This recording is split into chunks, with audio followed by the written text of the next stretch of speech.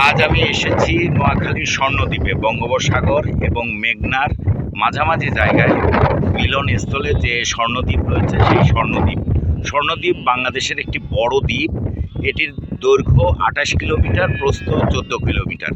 স্বর্ণদ্বীপের বিস্তীর্ণ এলাকা জুড়ে রয়েছে বনাঞ্চল এবং কিছু এলাকা জুড়ে কৃষি চাষাবাদ হয় এবং আরও একটি অংশ জুড়ে বাথান।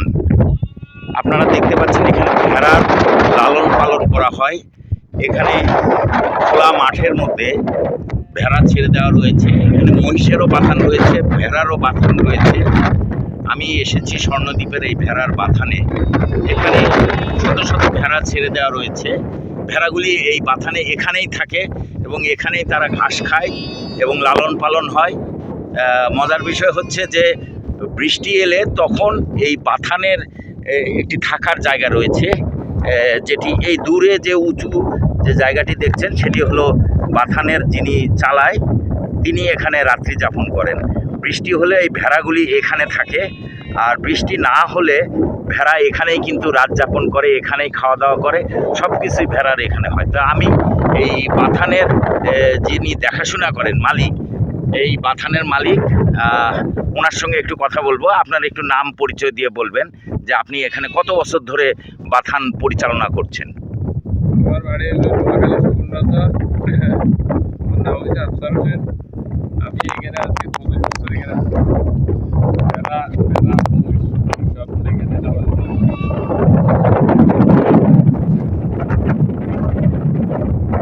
আপনি এখানে ভেড়া এবং মহিষের যে বাথান দিয়েছেন, তো এখানে কি ধরনের সমস্যা হয়? সমস্যাটা এখানে বিভিন্ন রোগ আছে। একটা হলো খাদ্য বিজ্ঞান হয়, আরেকটা হলো আপনার ইয়ে আছে গোলাপ মরিচা, আর ওই যে আপনার বিভিন্ন রকমের সমস্যা আছে। ক্যান্সারে গাছগুলো গেলে ডাক্তার নিজেরা ট্রিটমেন্ট করতে ডাক্তার। আচ্ছা, আর আরেকটি বিষয় যেটা শোনা যায় যে এখানে এই স্বর্ণদ্বীপ এটি তো পরিচালনা করে বাংলাদেশ সেনাবাহিনী এবং এখানে কৃষিকাজ হয়। যারা কৃষিকাজ করে কৃষকরা অভিযোগ করেছে যে কৃষিকাজের জমি ধান বা সূর্যমুখী চাষাবাদ করলে, বাদামের চাষ করলে সেগুলি ভেড়া কিংবা মহিষ ঢুকে পড়ে খেয়ে ফেলে, নষ্ট করে ফেলে। এ বিষয়ে আপনারা বাথানের যারা পরিচালনা করেন তারা কি করবেন? কৃষকেরা যেহেতু মিথ্যে কথা, এটা আপনার কিছু সময় কিছু দুই সেটটা যান থাকে কেন কিছু ইচ্ছে করে কেন একটা আপনার কৃষক গায়ে মানে পুষ্পালি গায়ে শ্বাস করে একটা কৃষক একজন এক লাইনে কাজ করতেছে।